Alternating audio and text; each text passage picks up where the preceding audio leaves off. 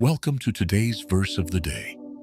Today's passage continues God's instructions for worship in the tabernacle, focusing on the altar of incense, atonement, cleansing, anointing oil, and sacred incense. In these verses, we witness the importance of prayer, purity, and setting apart what is holy for the Lord. Let's explore Exodus 30, 1-38 together. Verse: The Lord instructed Moses to build an altar of incense made of acacia wood, overlaid with gold.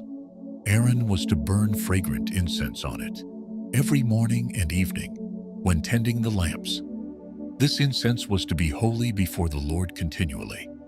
God also commanded that whenever a census was taken, each Israelite was to give a ransom offering so that no plague would come upon them.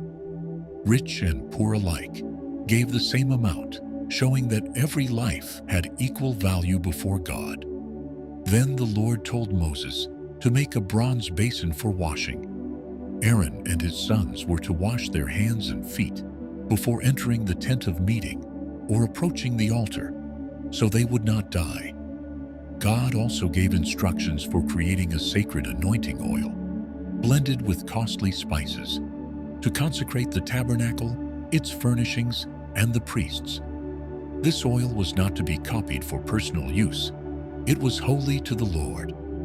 Finally, the Lord described the sacred incense, made from special spices and used only for worship. It too was holy, and not to be recreated for ordinary purposes. Exodus 30 reveals that worship involves more than outward actions. It requires hearts that recognize the holiness of God. The altar of incense represents continual prayer rising before the Lord. Day after day, morning and evening, the fragrance filled the tabernacle. Worship was not occasional, it was ongoing. The bronze basin reminds us that cleansing matters. Before serving in God's presence, the priests had to wash. God was teaching his people that holiness requires preparation and purity.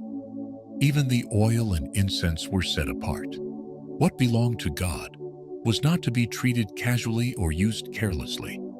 This chapter reminds us that God's presence is sacred, and approaching him should never become ordinary in our hearts. Has your worship become routine or distracted? Exodus 30 reminds us, prayer should be continual. God calls us to purity before his presence. What is holy should be treated with reverence. Take time today to quiet your heart before God. Let your prayers rise like incense, and ask him to cleanse anything that keeps you from deeper intimacy with him. Thank you for joining me today.